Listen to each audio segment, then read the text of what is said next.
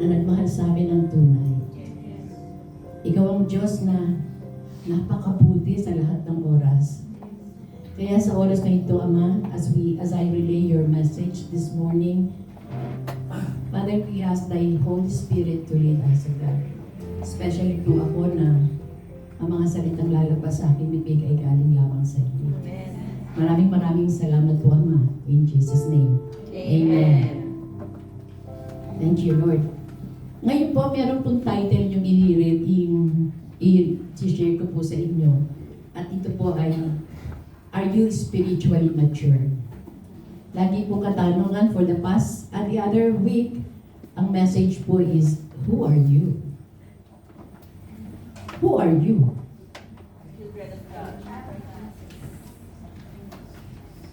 Totoo? Amen.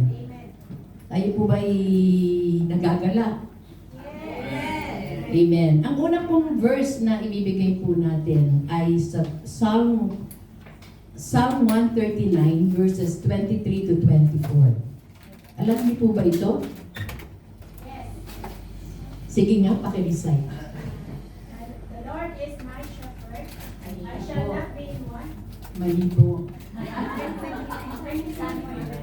139, 23 to 24. Sabihin ko na ha. Search me, O God, and know my heart. Try me and know my anxieties. And see if there is any wicked way in me, and lead me in the way everlasting.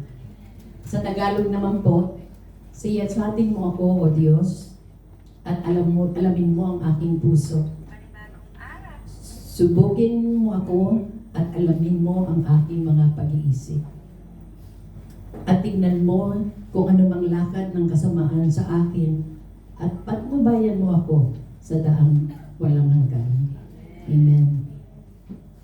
Search me, O God. Siyasatin mo ako, O Diyos. Tanong ko lang po, dumarating po ba? Tayo po may mga Kristiyano na may buhay na po tayo ng ating Panginoong Jesus. Kayo po ba dumarating po yung time na dumudulog tayo sa Kanya, nagpapasiyasa tayo? Amen. Amen. Ito po ay isang pahayag ng kahinaan. Diba? Hindi ka magpapasiyasa ng puso mo kung ikaw ay napakalakas. Diba? Ito din ay pahayag na sinusurrender mo ang buhay mo sa ating Diyos. Amen.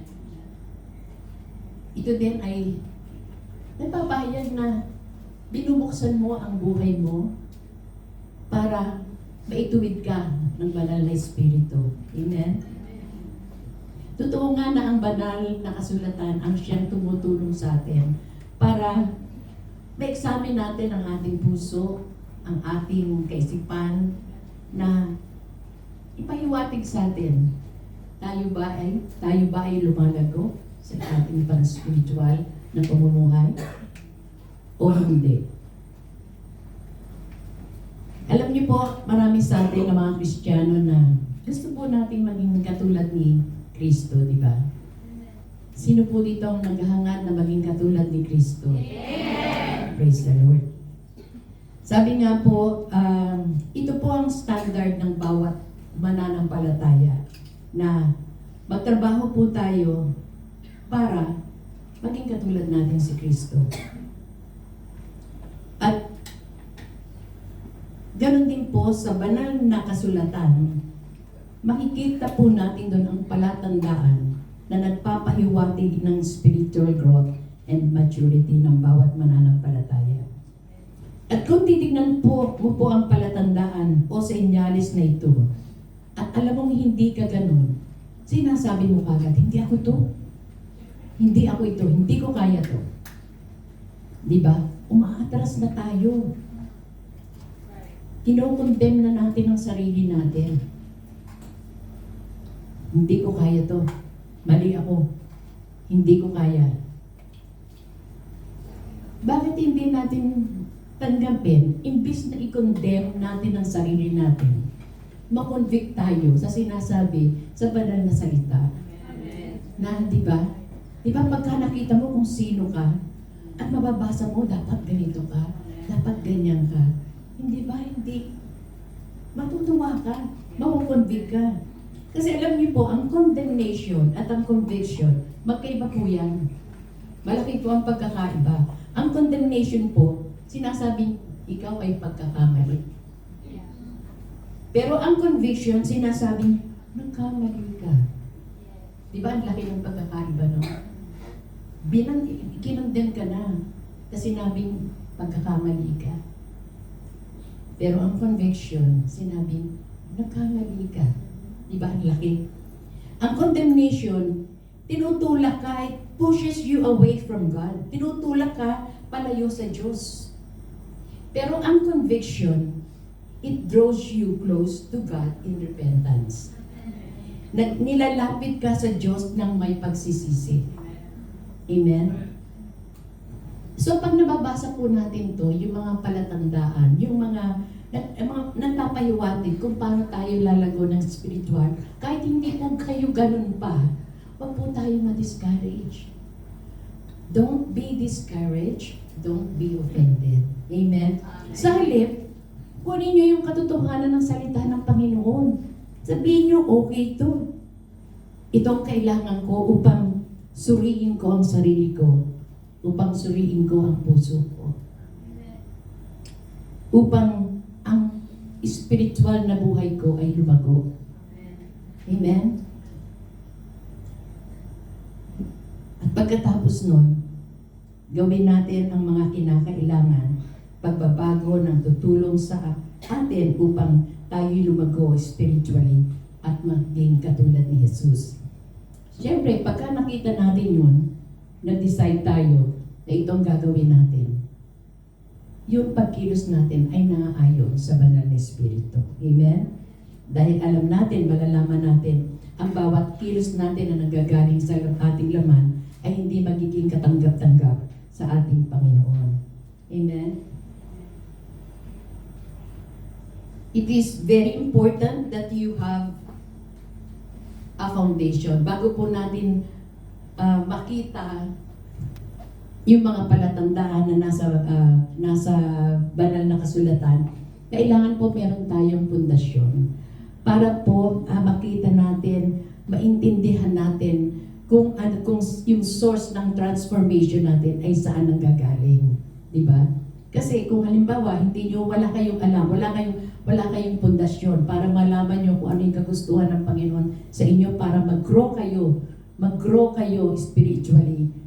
Hindi nyo alam. Laging iyaano nyo yun sa laman nyo. Naging ganito, naging maayos ako. Naging maganda buhay ko kahit maraming problema, hindi ko inaano yan dahil ikaw. Kasi alam mo, ang source ikaw, ang kalakasan mo. Pero pagka nakita mo yun, nalaman mo yung pundasyon na ilalatag natin ngayon, makikita natin, sino ba yung source ng transformation mo? Sino ba yung source ng pagbabago mo? So as we go through this signs, you will not be discouraged. Hindi ka madi-discourage kung hindi mo man, halimbawa, hindi ko kaya to. But if you know and you know na ang Diyos ang magbibigay sa iyo ng lakas para ma-transform ka, lalo kang magkakaroon ng inspirasyon at magpupush ka lalo para maging katulad ka ng ating Panginoong Jesus. Amen? So ngayon po, ito po ang sinasabi kong pundasyon ng isang Kristiyano. Para nga makita niya ang mga palatandaan kung siya ba ay nag-grow spiritually o hindi. At para makita niya ano ba ang dapat para mag-grow ako spiritually. Sa John 15:4-6, sinabi dito, "Abide in me and I in you. As the branch cannot bear fruit of itself unless it abides in the vine, neither can you unless you abide in me. I am the vine, you are the branches. He who abides in me and I in him bears much fruit. For without me, we cannot do nothing. If anyone does not abide in me, he is cast out as a branch and is withered, and they gather them and throw them into the fire, and they are burned. If you abide in me and my words abide in you, you shall ask whatever you will, and it shall be done unto you. Sa Tagalog po, manatili po kayo sa akin at mananatili din ako sa inyo. Hindi magbubunga ang sangang hindi nananatili sa puno. Gayon din naman, hindi kayo magbubunga kung hindi kayo mananatili sa akin, sabi ng Diyos. Ako ang puno ng ubas at kayo ang mga sanga. Ang nananatili sa akin at ako sa kanya, ang siyang nagbubunga ng sagana. Sapagkat wala kayong magagawa, wala tayong magagawa kung kayo'y hiwalay sa akin. Maliwanag po yung sinabi ng Panginoon. Ang hindi nananatili sa akin, gaya ng sanga, ay itinatapon at natutuyo. Ang ganoong mga sanga ay tinitipon, inihahagis sa apoy at nasusunog. Kung nananatili kayo sa akin at nananatili sa inyo ang aking salita, hingin ninyo ang anumang nais nyo at matutupad iyon para sa inyo. Sabi nga dito, kung nananatili kayo sa akin at nananatili sa inyo ang aking salita, hingin ninyo ang anumang nais ninyo at matutupad yun para sa inyo. Siyempre, kapag ka naniniwala ka sa salita, ang salita ng Panginoon ay nasa iyo, nananatili ka sa Kanya, siyempre, ang hihilingin mo ay yung naaayon sa Kanya. Di ba? Hindi pwedeng taliwas yung hihilingin mo sa Panginoon. Kaya nga sinabi, matutupad yun para sa inyo. So, yung pong mga Kristiyano na talagang nakaugat kay Kristo, kasi may mga, actually, siyempre ba pinag-usapan po natin dito yung tunay na Kristiyano ha? We're not talking about those na sinabi nga, nag-receive ako. Pero, totoo bang it's between you and the Lord. Kaya sabi ko nga, those who are rooted in Christ and those who abide in Christ are the ones who experience transformation. You cannot experience transformation kung hindi ka nakaugat kay Kristo. Kung hindi ka nananatili kay Kristo. Amen? What does it mean to abide in Him? Ano ba yung ibig sabihin na yung mag-abide ka kay Lord? Manatili ka kay Lord? Meron po ba kayong may sasagot? So to abide in Him is to obey His word. Siyempre, you cannot say na you abide in the Lord, pero hindi mo naman sinusunod yung salita niya. To abide in Him is to surrender to His will. Amen? Naiintindihan po natin to, di ba? To abide in Him is to come to a greater understanding of His ways.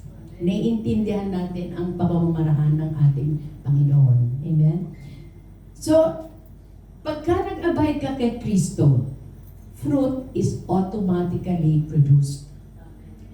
Ang pinag-uusapan po natin, yung fruit. Hindi po yung fruit ng Holy Spirit. Hindi po yung mga fruits na kinakain natin. Fruits of the Holy Spirit. Ano po ba yung mga fruits ng Holy Spirit?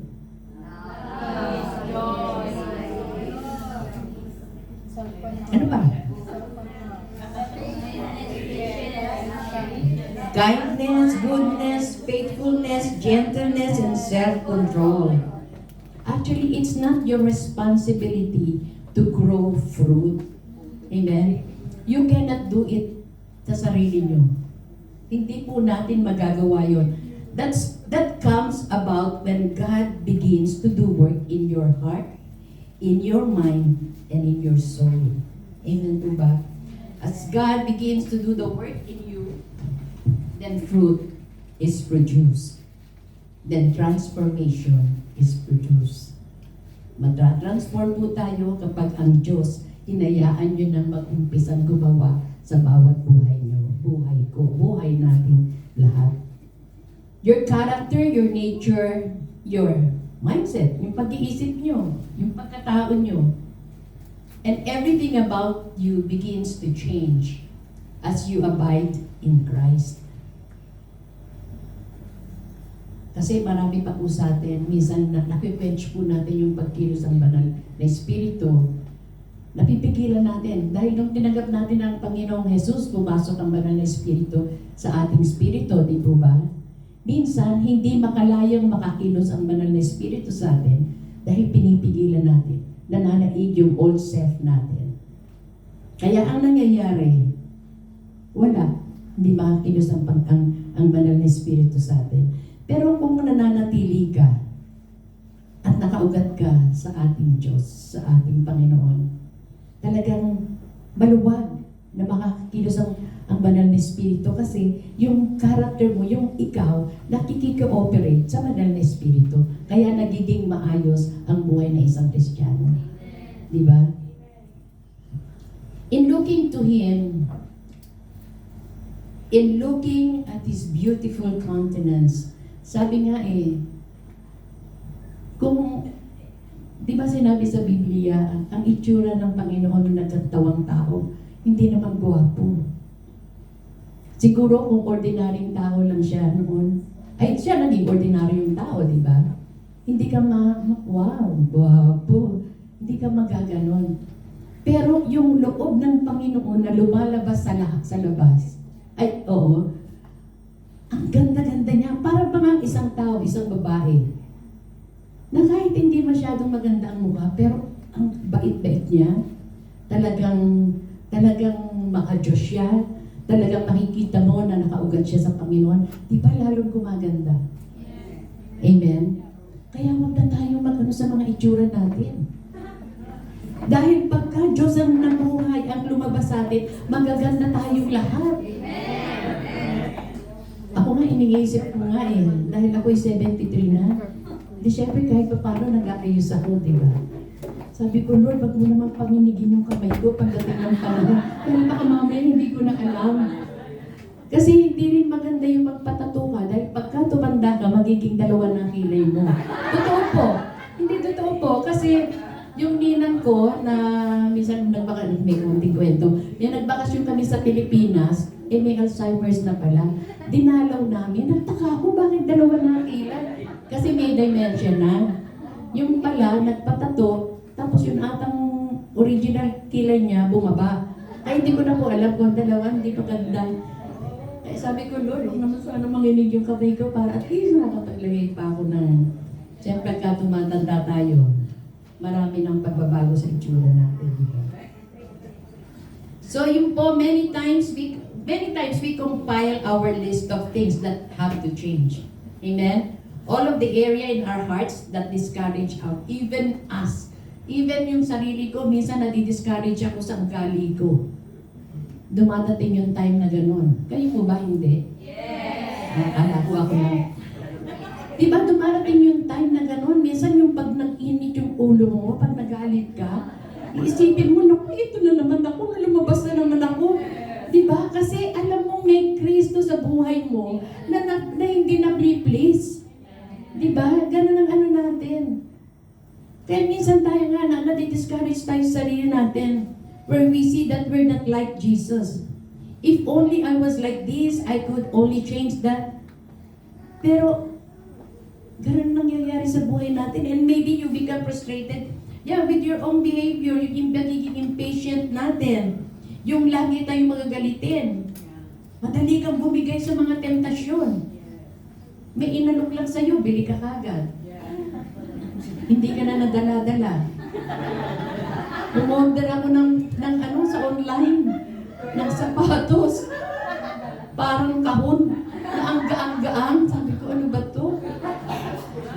Hindi ako nadala, umorder ako dahil syempre, ang pang Bible study 200 plus.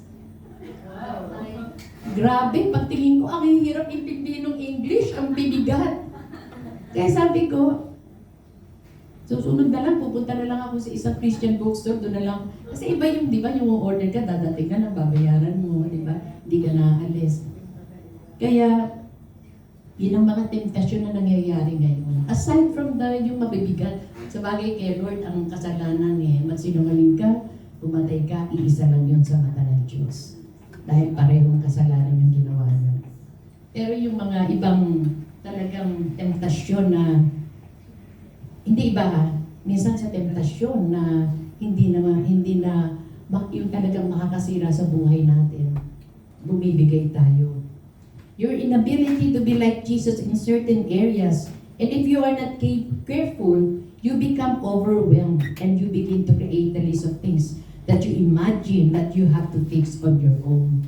Ganun na nangyayari sa atin. Minsan na-overwhelm tayo sa yung mga nangyayari sa buhay natin. Parang gumagawa na tayo ng sarili nating desisyon. Most of the time, pumapalpak. Di ba? There are aspects of surrender. Yes, there is an aspect of discipline and obedience, but ultimately, sanctification and being transformed is a work of the Holy Spirit in you. And so, you look this list and grow this courage, and you say, how could I ever acquire that? How could I ever like Jesus? How could I ever meet the standard? And the good news is, you don't have to meet the standard on your own. Amen? For sabi nga ni Lord, for when we are weak, then He is strong. Amen. Pag mahina ka, talagang mahina ka, hindi ka lalakas dahil wala kang kapangyarihan na. Dahil hindi ka nakaugat kay Kristo. Hindi ka nananatili kay Kristo. Pero pagka nananatili ka kay Kristo, yung kahinaan mo, isurrender mo sa Kanya, magiging kalakasan mo. Sabi nga ni Lord, for when we are weak, then He is strong. At ang grace is the glue that holds together lahat ng mga broken, shattered pieces na kinumpile mo sa buhay mo. I-glue yun ng grace. At sino ba ang grace? Ang Panginoong Jesus, di ba? Walang sino man ang gagawa ng kundi ang ating Panginoong Jesus. So, I need to fix this, I need to fix that, I need to transform this about my personality, about my nature, about my character, about my mind, about my behavior. Marami tayong i-fix. Pero, walang kabuuan yun kung gagaling sa sarili natin. Ma-fix ba natin? Parang yung jar, di ba? Nabasag. Nilagyan nyo ng glue. Mababasag pa rin yun. Subukan yung ibaksak. Mababasag pa rin yun. At binalik nyo na, hindi nyo na maibabalik kasi durug-durug na yun. Pero ang Panginoon, pagka nag-fix, walang sino man ang pwedeng sumira yun ulit. Kahit di ba? Sabi nga, maraming mga Kristiyano na ang dami ng yung men of God ng nung Old Testament, naku, ano yung mga ginawa sa kanila. Pero pinanindigan nila na sila ay mananampalataya sa ating Panginoon.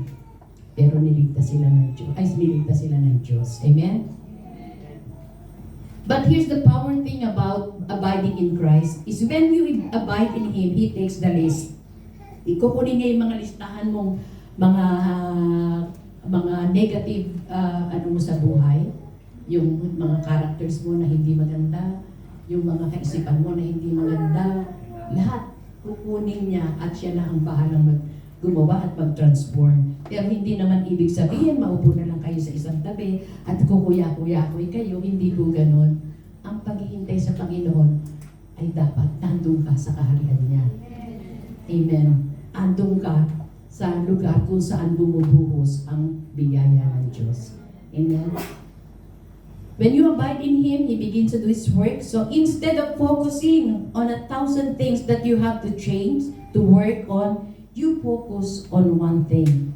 As Jesus says about Mary, what she found is the one thing that's worth it. The one thing worthy of her focus. The one thing that truly matters and it will not taken away from her. The one thing is abide. At kanino tayo mag-a-abide? Kanino tayo mag-a-abide? Tinatamad-tamad ko yung sumagot. Sama po tayo mag-a-salita ng Panginoon. Amen? Be planted in Him and in doing so, ultimately, He begins to do the work. So ito po, ilalatag ko po yung mga signs na kayo po ba ay lumalago sa inyong pang-spiritual na pamumuhay. Number 1 is, you can receive correction. Amen. Alam niyo po, marami po dito na minsan ako, hindi po, minsan, basta sabi nga di ba lagi ko sinasabi, open po ang buhay namin dito. Kung meron po kayong nakitang hindi maganda, dito po kami para i-correct nyo. Pero dahan-dahan lang po, wag kayong sisikat. Di ba? Ganon din po tayo dapat. Pag nagbibigay tayo ng correction sa isang tao, yung may pagmamahal. Pagmamahal na galing sa Diyos. Kahit siguro medyo mabigat yung sinasabi mo, tatanggapin yun eh. Amen? Sabi nga po sa 2 Timothy 3:16-17, all scripture is God-breathed and is useful to teaching, rebuking, correcting, and training in righteousness, so that the servant of God may be thoroughly equipped for every good work. All scripture is inspired by God and is useful to teach as what is true and to make us realize what is wrong in our lives. Ang salita na lang po, ang salita po ang banal na salita ng ating Diyos. Inspired yun ng Diyos. Kaya po nagiging talagang kagamit-gamit para turuan tayo at ma-realize natin ano ba yung mga kamalian natin sa buhay natin. Amen? It corrects us when we are wrong and teaches us to do what is right.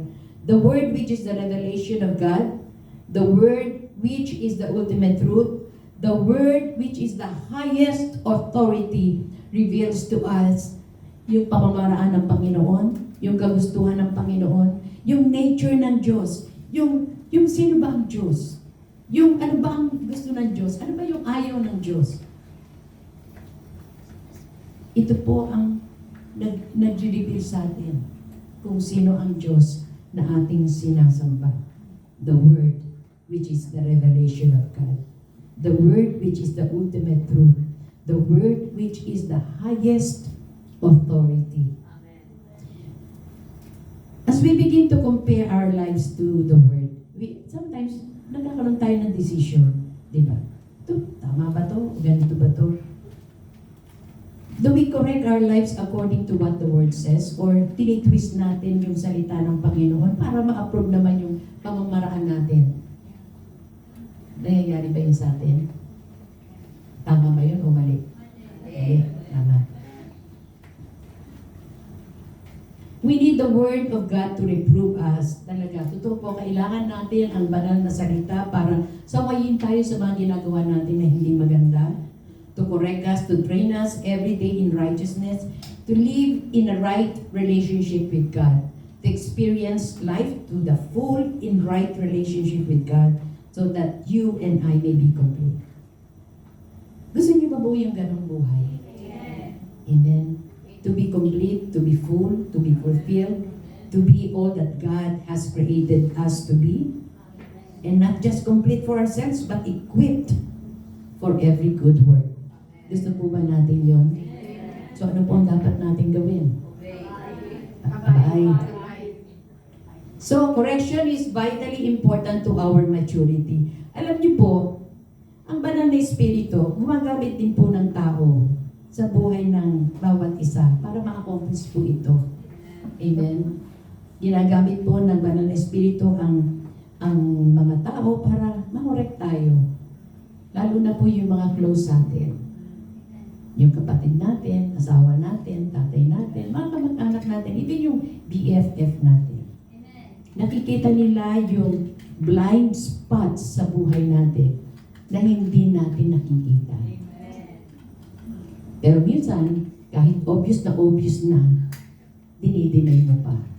Di ba? Whether it's maybe because of pride, because of ignorance, there are some issues in our lives that require the help of others to recognize the change that's needed. Minsan nga merong isang babaero, sinabi dun sa pamangkin niya, huwag kang mambababae ha. Sabi niya, alam mo naman ito kung sino magsalita, ikayo nga babaero eh. Diba? Pero hindi niyo alam, sinasabi yun nung tao, huwag kang magbabaero, kasi ayaw niya lang maranasan mo, yung nararanasan niya. Diba? Magbabae ka, masisira buhay ng pamilya mo. Magbabae ka, madadagdagan ng mga anak mo, mga responsibilidad mo. Minsan, ang lasenggo. Huwag kang umiinom. Salita ka ng salita din, ikaw nga lasenggero eh. Nauubos mo yung 2 bote ng gin. Hindi mo alam, sinasabihan ka, para hindi ka na magkasakit dahil may sakit na sa katay yung nagsasabi sa iyo. Hindi ka na gumastos. Minsan, akala natin yung mga ganun, pakinggan din natin. Di ba? Dahil tama yung sinasabi nila.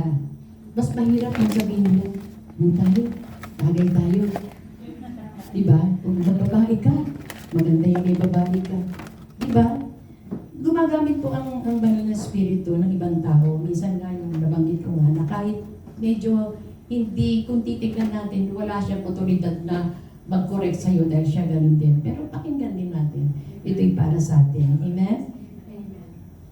Sometimes we respond poorly. Yun nga, sinabi ko kanina, pagka may nag-correct sa atin na nakikita hindi naman siya ganun, minsan sasabihin nga natin, oh, we're trying to turn the tables on the other person. Nasabi ka, nagkukulik kang wag akong uminom, ikaw tubatok ka din, di ba? So, yun po, dapat isang palatandaan ng isang Kristiyano na ikaw ay lumalago spiritually, yung handa ka magpakorek. Amen. Handa po ba tayo magpakorek? Amen. Praise the Lord. Kasi minsan, sabi ko, pwede ka makausap. Ako, ba't ako nakakausapin ni Tita Cora? Yung ang ganda na naman ang ngiti na ako, ha? Meron na kayo. Bakit Tita, bakit? Hindi naman ako, mabait naman ako. Praise the Lord. Meron pangalawa po, yung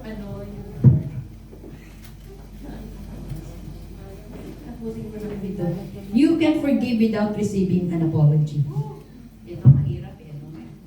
Mahirap ito. Pero sabi nga, kung nananatili ka sa Diyos, ang nananatili ka, nag-a-abide ka, at talagang ano yung sinabi ko kanina, ugat mo ay si Kristo, hindi magagawa mo ito. Amen?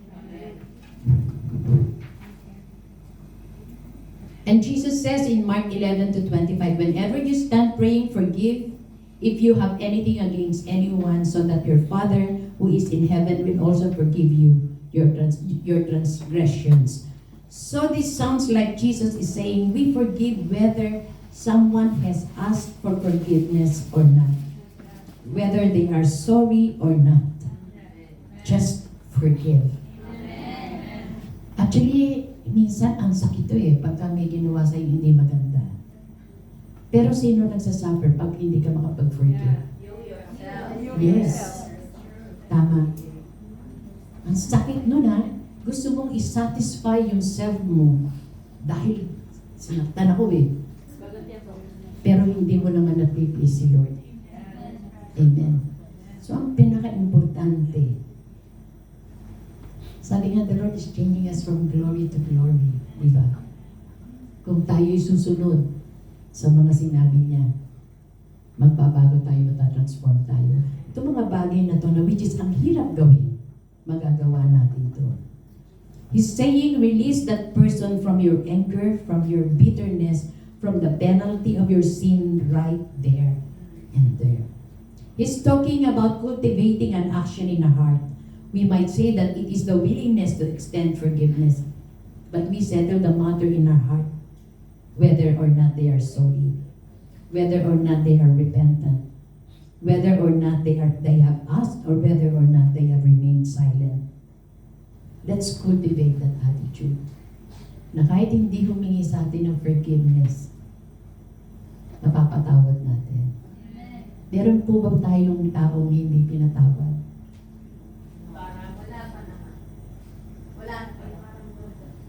Wala. Praise God. Alam niyo po, ako po, nag-share ako dito, sinishare ko din to sa sarili ko.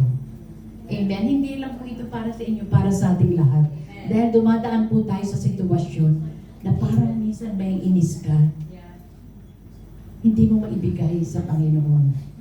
Pero, kung iintindihin lang, kung iisipin lang po natin, hindi mo mapatawad ang nasasaktan eh. Ikaw ang nasasaktan. Na-stress ka. Pagka may unforgiving heart ka, tignan mo yung itsura mo sa salamin. Hindi nga. Wala kahit pasabing maglagay ka ng makeup. Purihin mo ng makeup. Talagang lalabas at lalabas pa rin ang deep inside you. Meron kang anger na tinatago. Amen? Kaya, ano po yung, tignan po natin mabuti niyo po. Ito po mensahe ng Panginoon. Ito po'y para sa atin.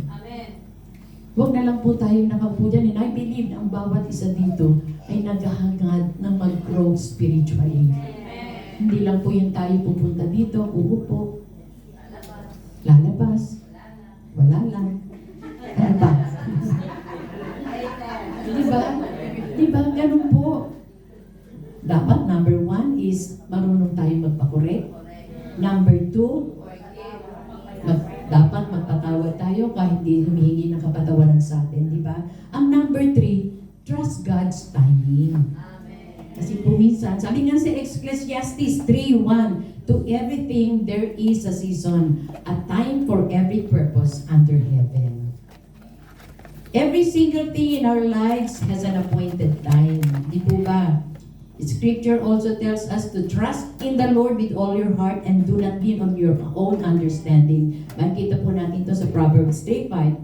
As Christians, the Word of God is our guide. And if this is true, then it's also true that we must learn to lean not on our emotions concerning His timing.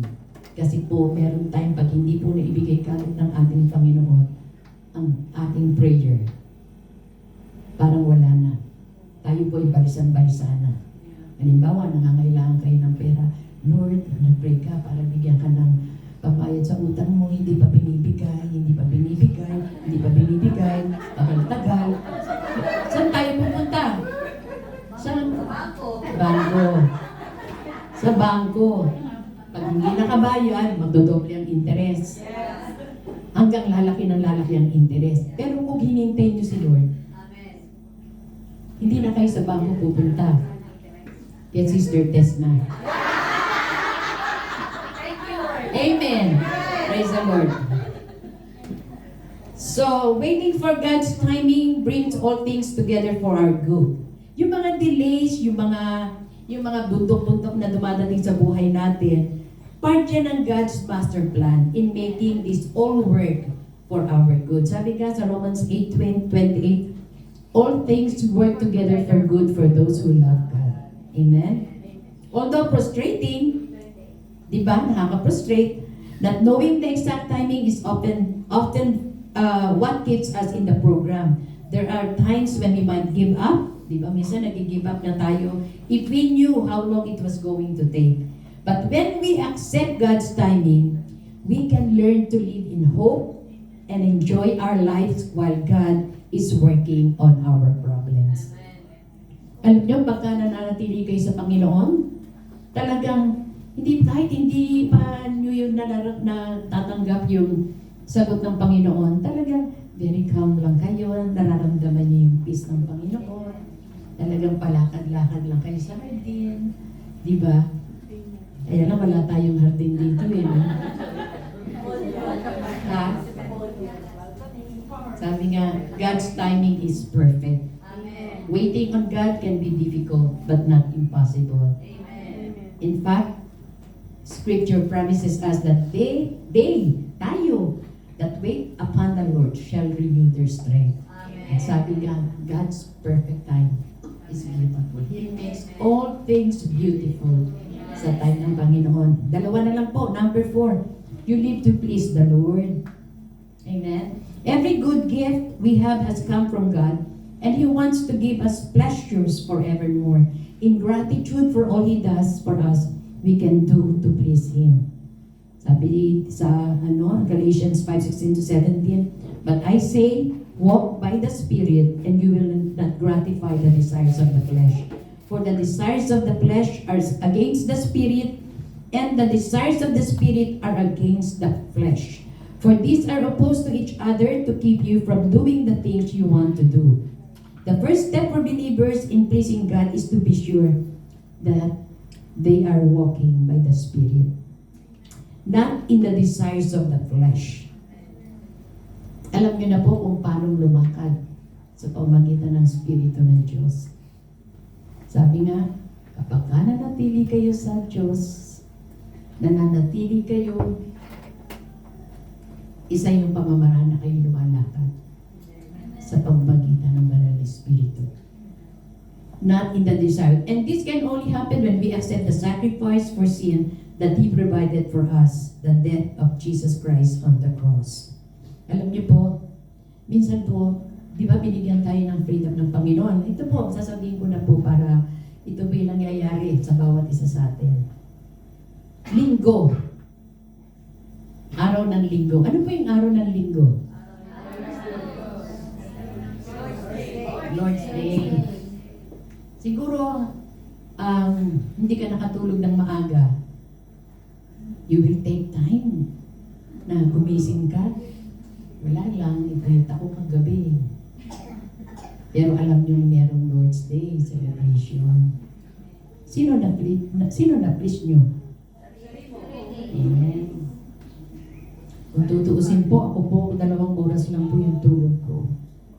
Kasi po, yung muna si Pastor Morgan.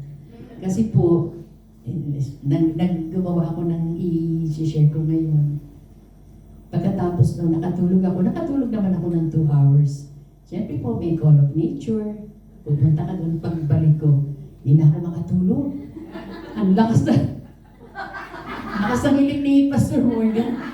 Hindi ko na alam po anong gagawin ko. Babaliktad ako, doon ang tulog ko, dito ako, ganyan. Kulang po ako ng tulog. Praise the Lord. Oh, medyo naglagay ako dito kanina. Kaya halata, malaki na. Sabi ko nga kay Tito Morgan yung kanina, paano kaya yung ano? Buti nakasalamin ako pag nasa labas ako, natatakpan ko yung eye bag. Ngayon po, nagpapasa po ako, hindi. Ngayon, o kaya minsan, papunta ka na dito sa Faith House para magsama-sama tayo ang katawan ng Panginoon na mag-celebrate ng kanyang araw. Biglang may tumawag, punta ka dito kasi may kainan dito, may ganyan eh. Oo, unahin mo. Sino na-please mo? Hindi lang yung sarili mo, yung friend mo. Diba? Hindi si Lord. Maraming pamamaraan sa buhay natin. Even me. Minsan hindi ko na-please ang Lord. Kaya ito, isang puso natin to.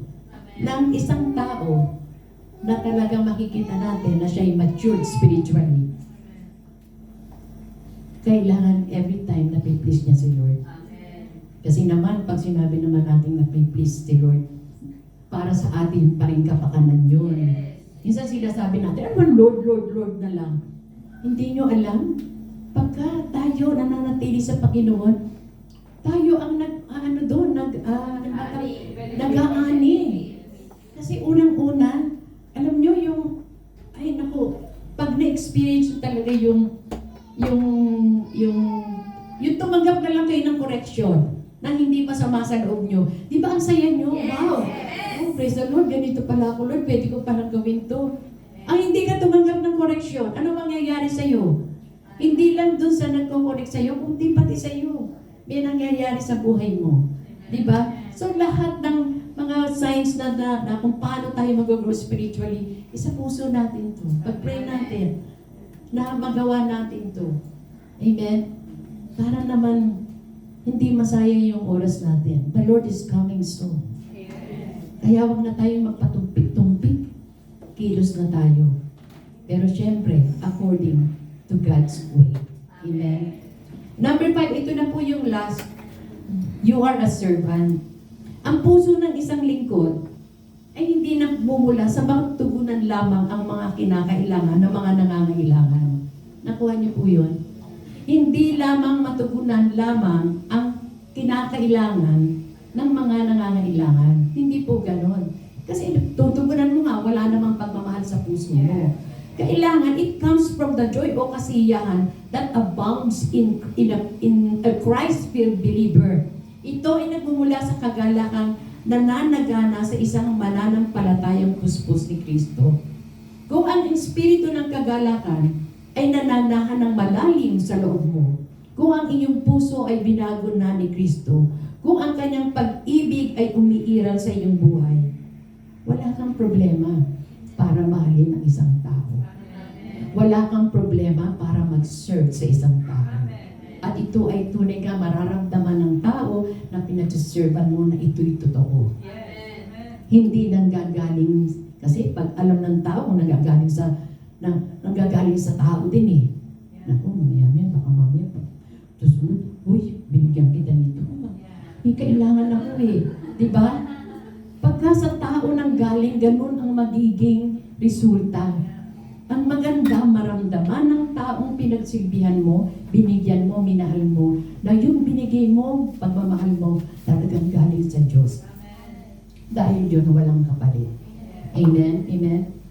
So, do nothing from selfish ambition, but in humility, count others more significant than yourselves. Dapat wag ka naman magpaka-humble. Minsan yung humble natin, nagiging humble. Diba? So pagka nag-serve tayo, yung very humble tayo na mapararamdaman ng tao, mas importante sila, mas significant sila. Hindi naman tayo mga politiko na pagka nagbibigay na tayo, may kasama ng sobre, vote for this, vote, ganyan. Hindi po tayo ganun, mga Kristiyano po tayo. We're not politics, we're not politicos, we are Christians. Amen? So since you have been saved by grace, extend grace to those around you. Look for others' needs as you count them more significant than yourself. Seek to bring unity with your brothers and sisters. Amen? So tinatanong natin,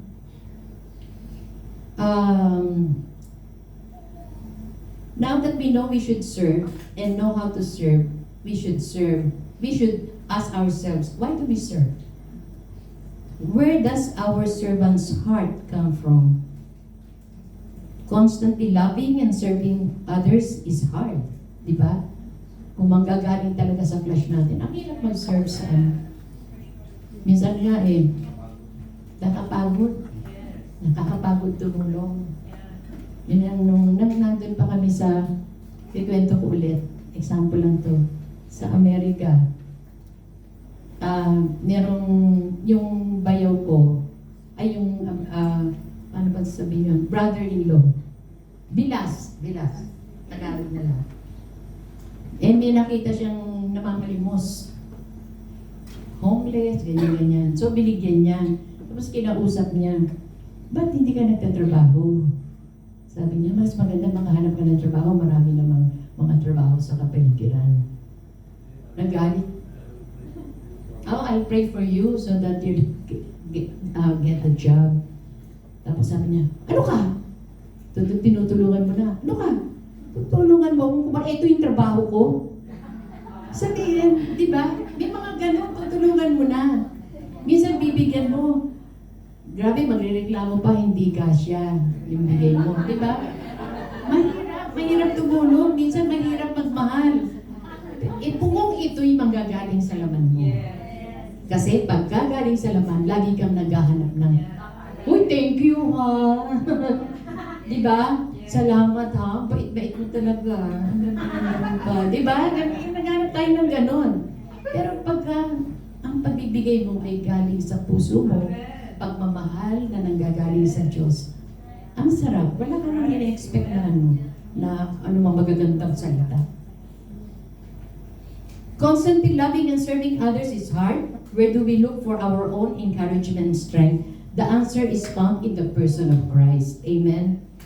Have this mind among yourselves, which is yours in Christ Jesus, who, though he was in the form of God, did not count equality with God a thing to be grasped, but emptied himself by taking the form of a servant. Ang Diyos na nagkatawang tao na equally kay God, nag-humble down at nag-serve sa mga tao. Tayo pa kaya, may buhay tayo ng Diyos. And being found in human form, He humbled Himself by becoming obedient to the point of death, even death on a cross. Yun ang ginawa ng Panginoon sa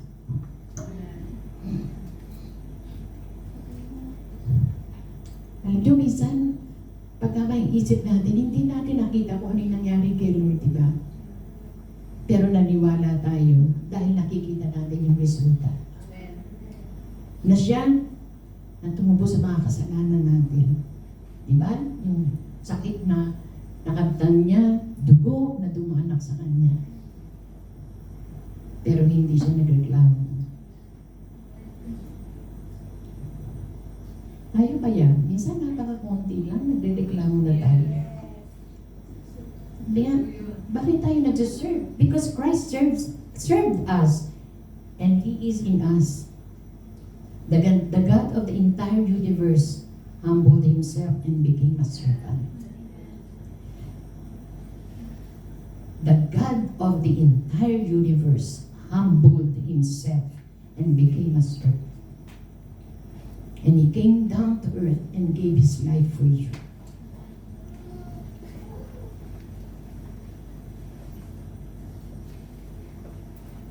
Kaya pag dumating ang time na hesitant ka na mag-serve o mahalin ang isang tao kasi naiirita ka dahil dating na lang ng dating sa'yo, isipin mo na lang, di ba? Ano ba ang ginawa ng Diyos sa'yo? Consider what God did for you. When you're finding it hard to love and serve someone, alalahanin natin yung sinabi sa Romans 5:6-8. Sinabi ng Panginoon, "For while we were still weak, at the right time Christ died for the ungodly." Tayo yun. For one will is scarcely die for a righteous person. Perhaps for a good person, one would dare even to die. But God shows His love for us in that while we were sinners, Christ died for us. Pag dumadating yung nahihirita tayo, isipin na lang natin yung ginawa ng Panginoon sa bawat isa sa atin. While you were lost in sin, weak and ungodly, Christ died for you. Christ dies for me. If you are a Christian and you have received this gift, how can you be unloving to others when the greatest love has been poured out for you? Diba? So alam po po na nadinig po natin lahat ang mensahe ng Panginoon na ngayon na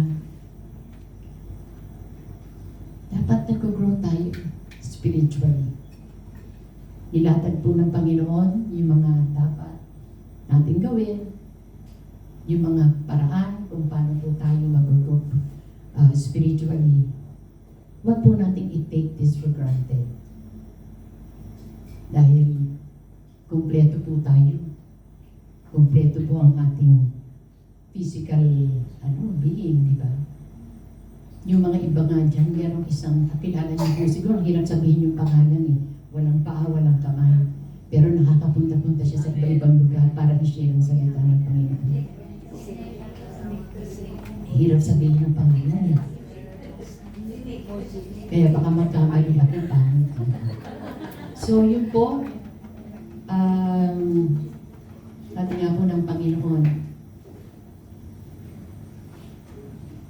lagi tayong tumulog sa Kanya. Dumarating ang time, nangihina tayo, tumulog tayo sa Kanya. Pasiyasan natin ang ating puso. Alamin paalam natin kung ano yung puso natin sa Kanya. At sabi nga, manatili tayo sa Kanya. Amen. Yun ang pinaka-importante. One thing that we should do, abide in Him. Amen. Salamat po, Panginoon, sa oras na ito at tunay nga na napakadakilang.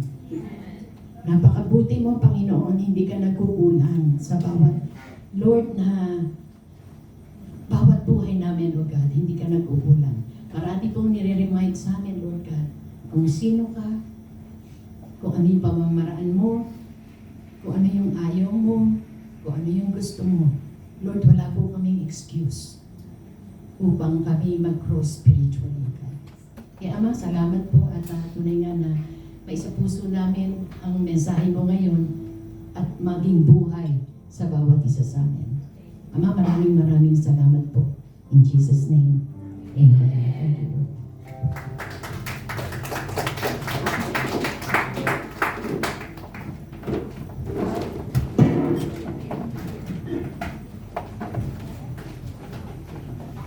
Amen. Thank you, Lord. Thank you, Mommy Cora, for that wonderful message.